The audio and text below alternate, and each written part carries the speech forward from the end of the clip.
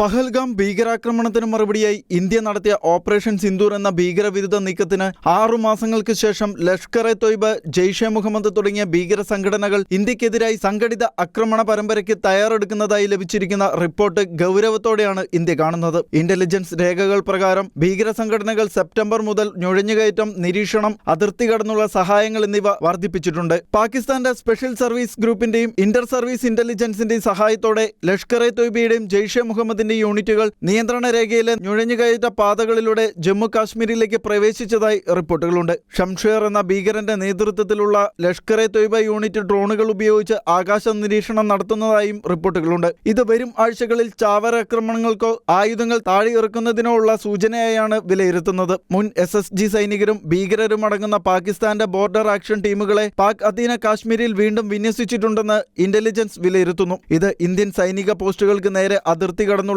ആക്രമണ സാധ്യതയാണ് സൂചിപ്പിക്കുന്നത്. പാക് അധീന കാശ്മീരിൽ ഒക്ടോബറിൽ നടന്ന ഉന്നതതല യോഗങ്ങളിൽ ജമാഅത്തെ ഇസ്ലാമി, ഹിസ്ബുൾ മുജാഹിദീൻ എന്നിവയിലെ മുതിർന്ന നേതാക്കളും ISI ഉദ്യോഗസ്ഥരും പങ്കെടുത്തതായി റിപ്പോർട്ടുണ്ട്. ചോർത്തിയെടുത്ത ആശയവിനിമയങ്ങൾ പ്രകാരം നിഷ്ക്രിയമായ ഭീകര സംഘങ്ങളെ പുനരുജ്ജീവിപ്പിക്കാനും മുൻ കമാൻഡോമാർക്ക് പ്രതിമാസ സ്റ്റൈപ്പൻഡ് നൽകാനും ഓപ്പറേഷൻ സിന്ദൂറിൽ സംഭവിച്ച നഷ്ടങ്ങൾക്ക് പ്രതികാരം ചെയ്യാൻ ഭീകര സംഘങ്ങൾക്ക് നിർദ്ദേശം നൽകാനും ഈ യോഗത്തിൽ തീരുമാനമെടുത്തിട്ടുണ്ടെന്നാണ് റിപ്പോർട്ട്.